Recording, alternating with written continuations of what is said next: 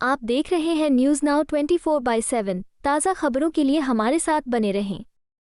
एक तरह से भाजपा के नेताओं ने जम्मू और कश्मीर को अपने राजनीतिक शतरंज का मोहरा बना दिया है। यहां के लिए नीतियां नहीं बनती, आपके लिए नीतियां नहीं बनती। आपके प्रति जो नीतियां बनती हैं वो देश में जज्बातों को उभारने के लिए, राजनीति करने के लिए बनाई जाती हैं। सच्चाई पर क्यों नहीं उतर रहे हैं हमारे प्रधानमंत्री कि जब उन्होंने आपसे राज्य का दर्जा छीना तो क्या क्या छिन गया आपसे। वो रेलवे स्टेशन की बात करने से नहीं मिलेगा आपको वापस। वो ये कहने से कि मैंने जम्मू में आईफल टावर जैसा एक ब्रिज बनाया है, वो आपको वापस नहीं मिलेगा। वो आपका हक था और उस हक के जरिए आपको बहुत कुछ मिलता था। अपने जमीन पर हक, रोजगार पर हक, छोटे कारोबारों को मजबूत बनाने का हक, जो सारा आज आपसे छिन गया है। एक एलजी है जो पूरा अपने हिसाब से, अपनी मनमानी से राज कर रहे हैं। वहां केंद्र में मोदी जी, अडानी जी और अंबानी जी को बढ़ा रहे हैं। यहां आपके एलजी अपने मित्रों को आगे बढ़ा रहे हैं। माता वैष्णो जनरल स्टोर या रघुनाथ मार्केट के जो कारोबार हैं, उनको बढ़ावा कौन दे रहा है? ये रिलायंस रिटेल हर जगह जो खुल रही है वो तो खूब तेजी से बढ़ रही है। आपके लिए ठोस काम क्या हो रहा है? जम्मू के बिश्नाह में एक सार्वजनिक रैली को संबोधित करते हुए कांग्रेस नेता प्रियंका गांधी वारा ने एलजी को बताया आउटसाइडर, कहा बाहरी लोगों के लिए नीतियां बना रहे हैं। प्रियंका गांधी ने कहा कि दुनिया की फितरत है कि जब किसी के पास सब कुछ होता है तो जिसकी नीयत ठीक नहीं होती वो उसे छीनने की कोशिश करता है। बीजेपी नेताओं ने जम्मू कश्मीर को अपनी राजनीतिक शतरंज का मोहरा बना लिया है। नीतियां यहाँ के लिए नहीं बनती हैं। जो नीतियां आपके लिए बनती हैं वो राजनीति करने के लिए बनती हैं। उन्होंने कहा कि यूटी में टेंडर बाहरी लोगों को दिए जा रहे हैं। गांधी ने दावा किया कि जम्मू कश्मीर से निकाली गई रेत बाहर भेजी जाती है और जब यूटी के लोग इसे खरीदते हैं तो यह महंगी कीमतों पर आती है। आपके उपराज्यपाल बाहरी व्यक्ति हैं। जो भी नीतियां बनाई जा रही हैं वे बाहरी लोगों के लिए है। बाहरी लोगों को ठेके दिए जा रहे हैं। आपकी रेत बाहर भेजी जा रही है और जब आपको इसे खरीदना होता है तो आपको यह अधिक कीमत पर मिलती है। माता रानी की जय। बहुत दिल के पास है, दिल में रखती हूँ। यहाँ आकर इतनी खुशी हो रही है, मैं कैसे बताऊं। आपसे माफी मांगना चाहती हूँ, आपने इतना इंतजार किया। मुझे दिल्ली में बताया गया कि बहुत बारिश है, बादल है, हेलीकॉप्टर नहीं आ पाएगा। यहाँ की फोटो भेजी, यहाँ तक पानी था। फिर 1-2 घंटे बाद कहा कि शायद मौसम साफ हो रहा है, तो मैंने कहा आने का प्रयास करते हैं। मुझे बिलावर भी जाना था, अभी मैं वहीं से आ रही हूँ। वहां हेलीकॉप्टर लैंड नहीं हो पाया। वहां पे भी आपकी तरह 5-6 घंटों से मेरा इंतजार कर रहे हैं लोग। मैं उनसे भी माफी मांगना चाहती हूँ और कहना चाहती हूँ कि चुनाव के बाद मैं प्रयास करूंगी कि मैं एक बार बिलावर जरूर आऊं, क्योंकि आप सबने इतना इंतजार किया। इसी तरह से आप यहाँ सुबह से बैठे हैं। नीरज जी बता रहे थे कि पानी भी नहीं पिला पाए क्योंकि सिक्योरिटी की कोई पाबंदी थी। तो मैं आपकी बहुत ही शुक्रगुजार हूँ, खास तौर से मेरी बहनें। आपको, आपका घर पे भी काम होगा, फिर भी आप यहाँ बैठी हैं, इंतजार कर रही हैं। आपका बहुत बहुत धन्यवाद। देखिए, एक जुड़ाव होता है राजनीतिक, एक पारिवारिक जुड़ाव होता है, एक ऐसा जुड़ाव होता है जो अपनी जमीन से होता है, जहां अपने परिवार के पुश्तों की पैदाइश है। वो एक अलग बात होती है। वो एक लगाव होता है जो शायद लफ्जों में बताया भी नहीं जा सकता। जम्मू कश्मीर से मेरे परिवार के सदस्यों का यही जुड़ाव है, यही लगाव है। मैं यहाँ आती हूँ तो आपकी शक्लें भी मेरे से मिलती जुलती हैं। काफी बार मैं देखती हूँ, गाड़ी से देखती हूँ या किसी से मिलती हूँ, कहती हूँ तो ऐसे लगता है कि मेरी बहन है। तो एक अलग जुड़ाव है। आपको शायद मालूम नहीं होगा, मेरी दादी इंदिरा जी की हत्या से 4-5 दिन पहले हम लोग घर पे बैठे थे। मैं 12 साल की थी, राहुल जी 14 साल के थे। अचानक दादी ने कहा, बड़ा दिल कर रहा है कश्मीर जाने का। जो चिनार के पेड़ हैं पतझड़ के समय जो गिरते हैं, मैं उन्हें देखना चाहती हूँ।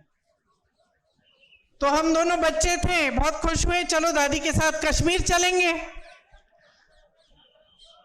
तो दादी हमें कश्मीर लाई। पहली बार मुझे खीर भवानी के मंदिर में ले गई। उसके बाद एक बड़े आध्यात्मिक गुरु थे उनके, पंडित लक्ष्मणजू जी, उनका आश्रम होता था श्रीनगर में, वो वहां गई। फिर हम दिल्ली आए। 3-4 दिन बाद ही उनकी हत्या हो गई, वो शहीद हो गई। तो अक्सर मुझे लगता है कि कैसा बुलावा था ये, कि एकदम अपनी हत्या से 4-5 दिन पहले अचानक बोली मुझे कश्मीर जाना है। ये अपनी धरती का बुलावा था।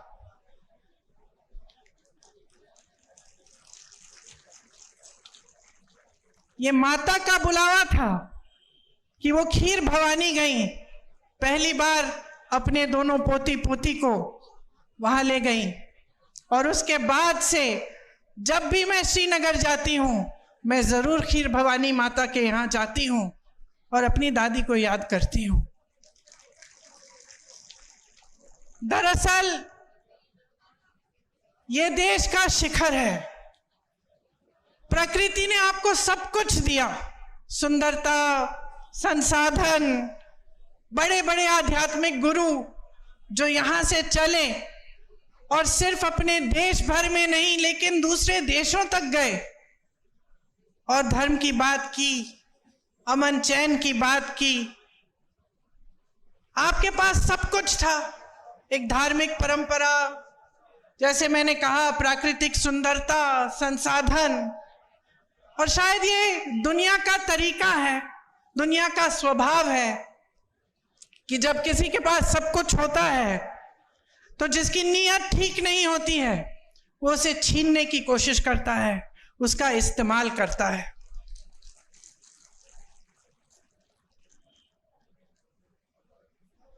एक तरह से भाजपा के नेताओं ने जम्मू और कश्मीर को अपने राजनीतिक शतरंज का मोहरा बना दिया है।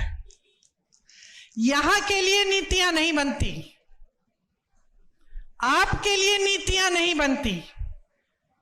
आपके प्रति जो नीतियां बनती हैं वो देश में जज्बातों को उभारने के लिए, राजनीति करने के लिए बनाई जाती हैं। मैं मोदी जी का भाषण देख रही थी, यहां आ रही थी, मैंने सोचा देखूं मोदी जी क्या कह रहे हैं। शायद कटरा का भाषण था। भाषण को सुनते सुनते मुझे ऐसा लगा कि जनता अपने नेताओं से क्या चाहती है। थोड़ी ईमानदारी, कम से कम थोड़ी तो होनी चाहिए, थोड़ी सी सच्चाई, एक कर्मठता, एक गंभीरता कि जनता की क्या समस्याएं हैं, ये नेता समझ रहे हैं कि नहीं समझ रहे हैं। और मुझे उस मोदी जी के भाषण में लगा कि वो गंभीरता ही नहीं दिखी।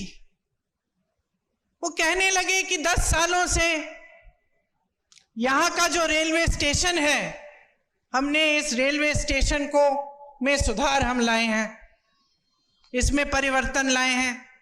मैं सोच रही थी 10 सालों से आप प्रधानमंत्री रहे हैं, आप कटरा आके कह रहे हैं कि मैंने आपके रेलवे स्टेशन में सुधार कर दिया।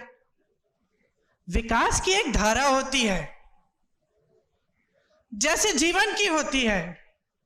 एक समय में मेरी बहनें यहां बुजुर्ग बैठी हैं, वो रोटरी वाले टेलीफोन होते थे, आपको याद है, यूं घुमा के फोन करना पड़ता था। जम्मू से दिल्ली फोन करना पड़ता था तो बुकिंग करनी पड़ती थी, 2-3 हफ्तों बाद ट्रंक कॉल लगता था। आज सबके पास स्मार्टफोन है। परिवर्तन होता है, विकास होता है, रेलवे स्टेशन में सुधार होते हैं। ये कोई बड़ी बात नहीं है कि प्रधानमंत्री जी आकर इन छोटी छोटी बातों पर आपको कह रहे हैं कि देखो मैंने आपके लिए क्या किया। ठोस बात क्यों नहीं कर रहे हैं? मेरे मन में ये बात आई कि जो ठोस बात है, जो जम्मू और कश्मीर की जनता के हृदय की बात है, जो उनकी समस्याएं हैं, उनकी बात क्यों नहीं हो रही है? सच्चाई पर क्यों नहीं उतर रहे हैं हमारे प्रधानमंत्री? कि जब उन्होंने आपसे राज्य का दर्जा छीना तो क्या क्या छिन गया आपसे? वो रेलवे स्टेशन की बात करने से नहीं मिलेगा आपको वापस। वो ये कहने से कि मैंने जम्मू में आईफल टावर जैसा एक ब्रिज बनाया है, वो आपको वापस नहीं मिलेगा। वो आपका हक था और उस हक के जरिए आपको बहुत कुछ मिलता था।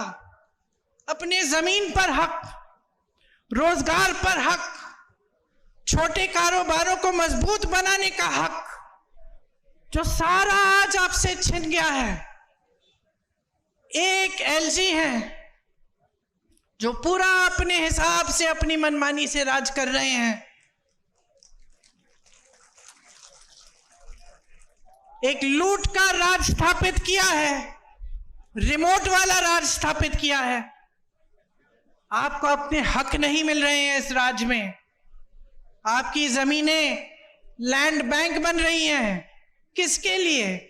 आपके लिए, बड़े बड़े उद्योगपतियों के लिए, जो मोदी जी पूरे देश भर में स्थापित कर चुके हैं कि कुछ गिने चुने उद्योगपतियों को सब कुछ मिलेगा।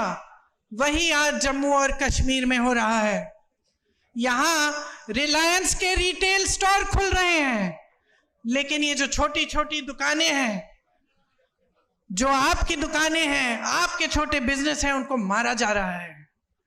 पहले नोटबंदी, फिर जीएसटी, और आज बड़ी बड़े रिटेल वाले जो उद्योगपति हैं आपके बिजनेस को छीन रहे हैं और आप कुछ कर नहीं पा रहे हैं क्योंकि आपकी अपनी सरकार नहीं है। नौकरियों का हक आपको मिलना चाहिए। यहां तमाम नौजवान खड़े हैं। मेरी बहनें मेहनत करके, परिश्रम करके बड़ा करती हूं। मैं 52 साल की हूं, मेरा बेटा 24 साल का है, मेरी बेटी 22 साल की है। क्या चाहते हैं हम अपने बच्चों के लिए? एक उज्जवल भविष्य चाहते हैं। कुछ बड़ी शान, शोहरत, पैसा, सत्ता नहीं। हम चाहते हैं कि खुश रहें, ईमानदारी से अपना काम करें और अपनी कमाई कर लें, अपने पैरों पे खड़े हो जाएं।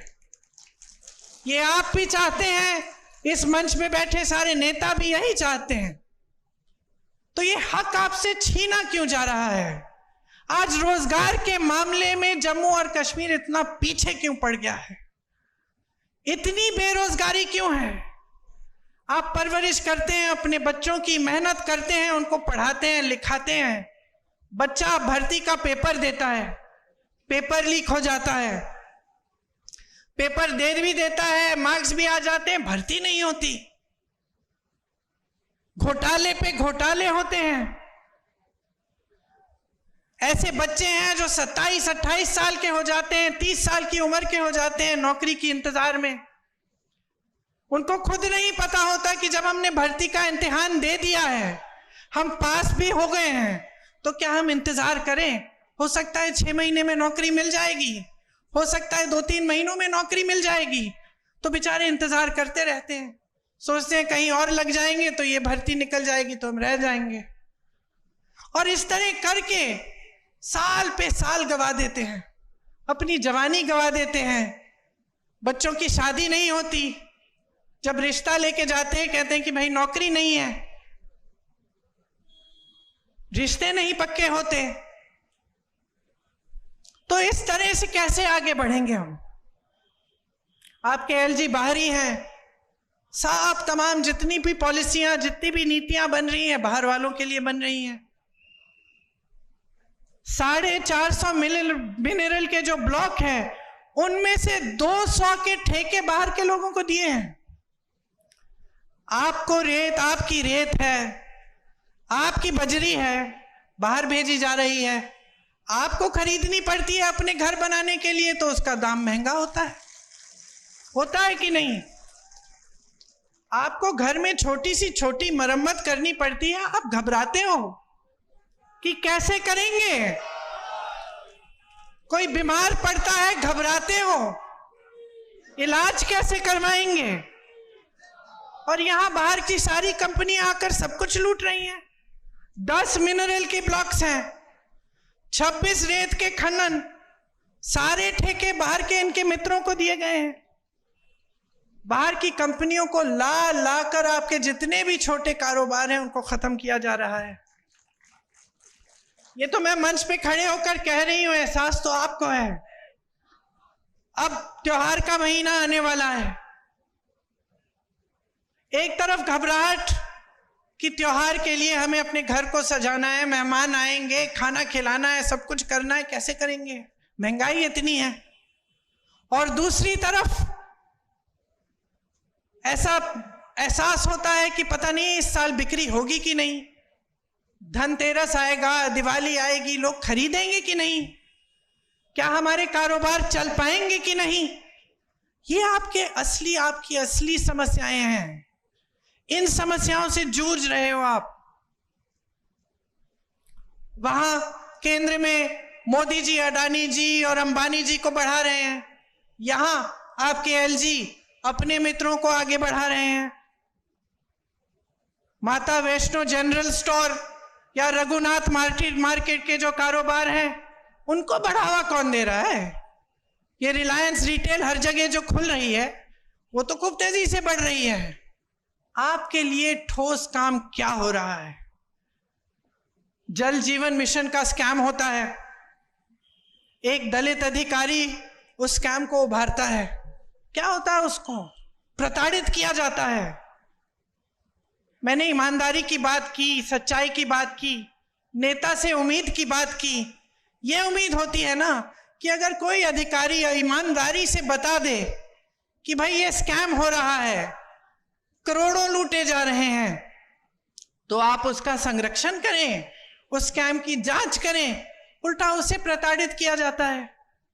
क्या यही हमारी परंपरा बन गई है? क्या आज यही उम्मीद होनी चाहिए हमें अपने नेताओं से? आप सोचिए, आज भयंकर बेरोजगारी है। यहां जम्मू में 65% सरकारी पद खाली हैं। आप यहां बेरोजगार खड़े हो, नौजवान, हाथ उठाकर अगर मैं पूछूं कि किस किस को सरकारी नौकरी मिली है, आप सब बोलेंगे नहीं मिली है। अभी जो चुनाव खत्म हुआ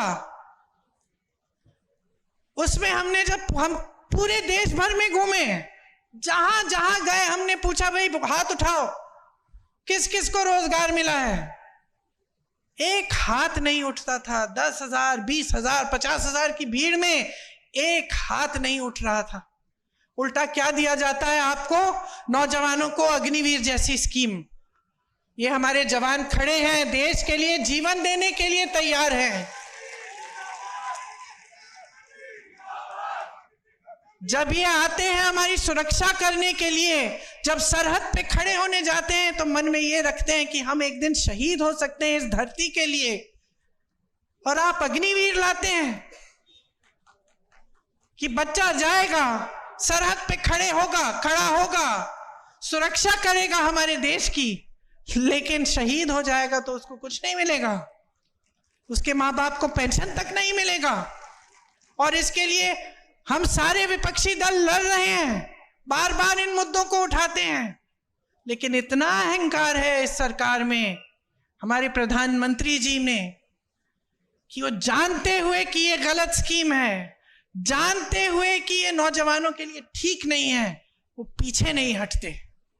वो कहते नहीं है कि ठीक है, गलती हो गई, गलत स्कीम ले आए, हम इसको सुधार देते हैं।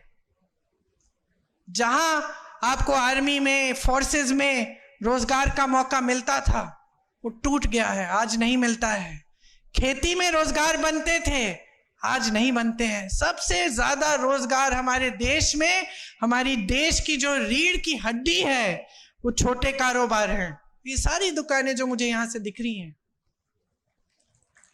आप रोजगार दिलवाते थे। ये छोटे छोटे बिजनेस जो अपना कुछ बना दिया, कानपुर में लेदर का बिजनेस था, आगरा में कोई और बिजनेस, मुरादाबाद में पीतल का बिजनेस, यहां जम्मू में और बिजनेस, सारे तमाम ऐसे बिजनेस बंद हो रहे हैं।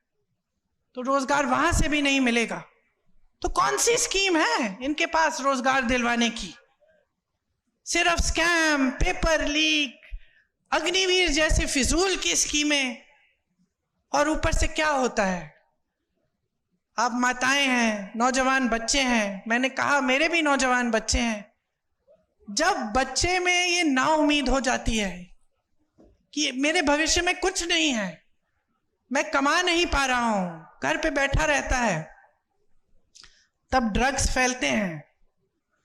चिट्टा कितना फैल गया है जम्मू कश्मीर में, कोई बात भी करता है इसके बारे में?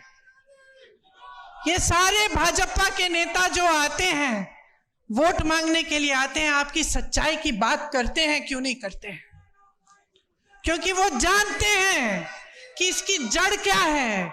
जड़ बेरोजगारी है, बेकारी है। अगर बच्चे को आप नौकरी देंगे, सुबह से शाम तक काम करेगा, थका हुआ घर आएगा, तो कहां इधर उधर देखेगा? लेकिन बेचारा बेरोजगार, बेकार पड़ा रहता है। जो ड्रग की माफियाएं हैं, उसके लिए शिकार बन जाता है। तो पूरे समाज में, पूरे देश में, पूरे समाज में, खास तौर से यहाँ जम्मू में, कश्मीर में ये सब फैल रहा है, और इसके बारे में आपके नेता बात भी नहीं करते। आप टोल टैक्स दीजिए, आप स्मार्ट मीटर लगवाइए अपने घरों में, बताइए 10 गुना आपके बिल आते हैं, कोई पूछता है? आप जहां भी जाएंगे आपको टैक्स, प्रॉपर्टी टैक्स लगा दी है जो पहले नहीं थी, टोल टैक्स बढ़ा दी है, जगह जगह टोल लगा दिए हैं। स्मार्ट मीटर आप तो जानते ही हैं, आपकी आवाज से पता चल रहा है मुझे कि कितना असर पड़ रहा है आपके जीवन पे। तो आपकी जमीनें छीनेंगे, आपसे टैक्स लेंगे, चाहे प्रॉपर्टी की हो, टोल की हो, कुछ भी हो। ऊपर से जो काम कराने पड़ते हैं आपको रिश्वत देनी पड़ती है। तो कहां के रह गए हैं आप? आपकी सुनवाई भी है इनकी सरकार में? आतंकवादी हमले कुछ कम नहीं हुए इनके राज में। यहां पे एक आंकड़ा है मेरे पास, 683 आतंकवादी हमलों में तकरीबन 260 जवान और 170 आम जनता की जानें गई हैं। तो ये भी बात नहीं है कि आतंकवाद कम हो रहा है। 150 सालों से चली आ रही जो दरबार कूच थी, उसको भी इन्होंने खत्म कर दिया। एक परंपरा थी, आपको मालूम है, वो आपका गौरव था, उसको भी खत्म कर दिया। तो ये है आपका नया जम्मू कश्मीर। राज्य का दर्जा आपसे छीना। आपसे जब छीना गया तो आपको क्या क्या बताया गया कि इससे बड़ा फायदा होगा आपका। क्या फायदा हुआ, मैं जानना चाहती हूं। मैं जानना चाहती हूं आप में से कोई मुझे बताए क्या फायदा हुआ।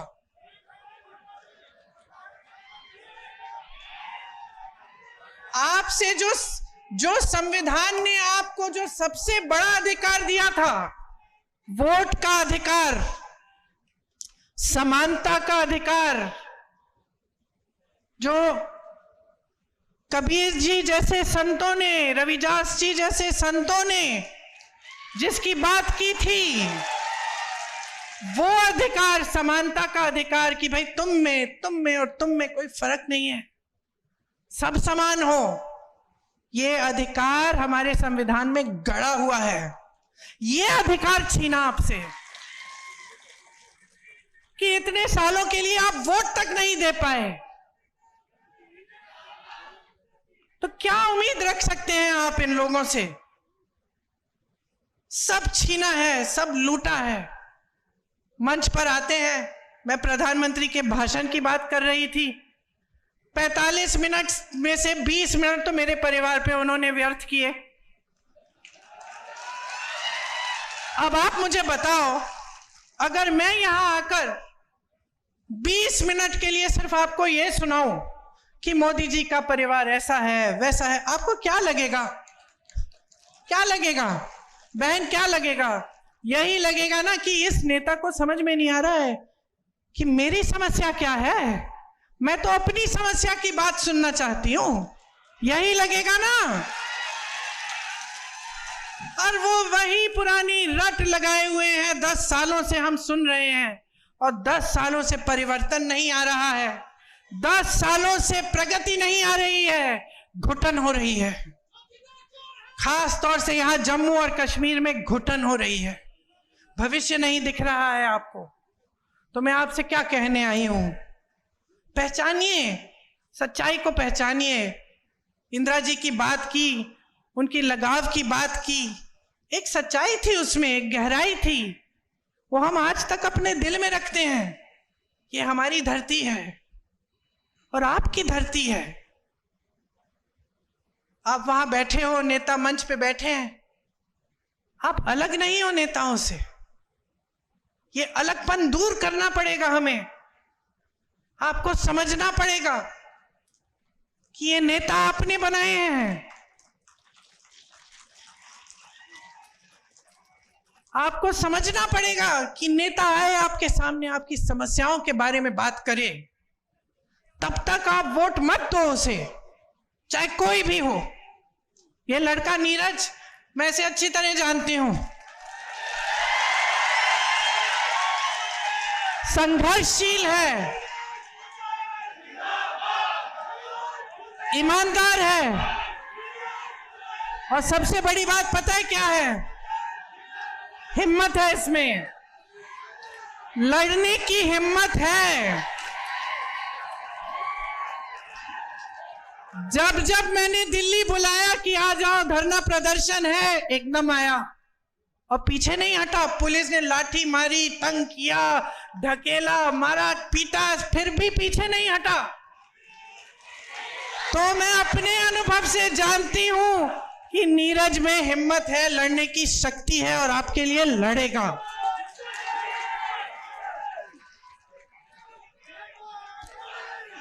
यहां की जो आपकी परंपरा है, महाराजा हरि सिंह जी की जो परंपरा थी, उन्होंने क्या किया? स्वास्थ्य की सुविधाएं देने की कोशिश की, पाठशालाएं बनाई। ये आपकी परंपरा है, सेवा की परंपरा है कि एक राजा भी सबसे पहले सेवा करते थे। ये जम्मू की परंपरा है, और ये परंपरा नीरज के हृदय में बसी हुई परंपरा है।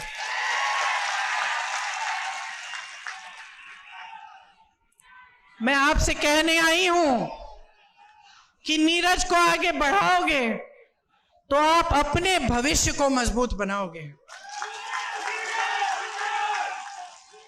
नौजवान है मगर समझदार है, इसमें वो विवेक है जो हर नेता में होना चाहिए कि जनता सर्वोपरि है, मेरे से बड़ी है, ये समझते हैं। चुनाव के संदर्भ में यहां आई हूं तो मैं आपको यह भी बताना चाहती हूं कि कांग्रेस पार्टी का एक विजन है, एक नजरिया है आपके लिए, आपके भविष्य के लिए। हम आपके राज्य का जो दर्जा है वो आपको वापस देना चाहते हैं। मुझे हंसी आई, देश के गृह मंत्री जी ने एक भाषण दिया यहां आकर कि भाई राज्य का दर्जा वापस चाहिए तो हमें वोट देना पड़ेगा। अरे जब छीना आपने है ये तो वही बात हुई कि घर के अंदर चोर आया, आपका टीवी लेके चले गया, और फिर चोर कहता है कि टीवी वापस चाहिए तो भाई मेरे से पूछो। वही बात हुई ना, लिया आपने, अब कह रहे कि वोट नहीं दोगे तो हम देंगे। अब हम ही दे सकते हैं, और कोई दे ही नहीं सकता आपको।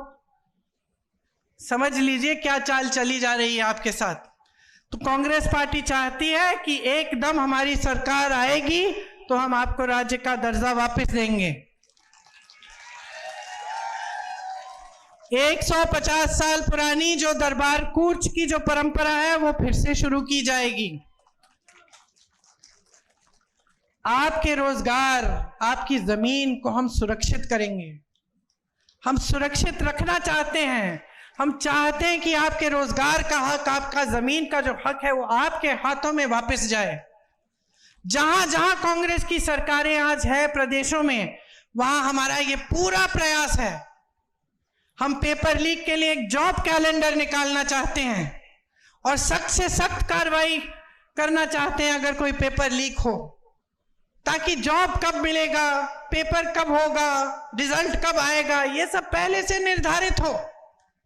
और इसके साथ कोई इधर उधर करने की कोशिश करे अधिकारी तो उस पर सख्त कार्रवाई हो। खाली पड़े 1 लाख पदों को हम भरना चाहते हैं। बेरोजगार युवाओं को प्रति माह 3,500 रुपए हम देना चाहते हैं, ताकि उनका थोड़ा आत्मविश्वास बने, अपने पैरों पे खड़े होने का कम से कम मौका तो मिले। घर की मुखिया महिला जो है उनको हर महीने 3,000 रुपए हम सम्मान राशि देना चाहते हैं। ये जहां जहां हमारे प्रदेश हैं वहां ये काम हम कर रहे हैं। 25 लाख तक स्वास्थ्य बीमा हम निकलवाएंगे। आज हमारे प्रदेशों में ये काम हो रहा है, और राजस्थान में जब हमारी सरकार थी तो हमने किया और उससे बहुत लाभ हुआ लोगों का। कैंसर के पेशेंट्स का, जो बड़ी बड़ी बीमारियां होती हैं, बड़ी बड़ी सर्जरियां करनी पड़ती हैं, वो लगभग मुफ्त हो गई, क्योंकि 25 लाख तक आपका बीमा था। ये स्मार्ट मीटर्स इंस्टॉल करने पर रोक लगेगी। घरेलू और कमर्शियल उपभोक्ताओं के जो पेंडिंग बिल हैं वो हम माफ करवाएंगे।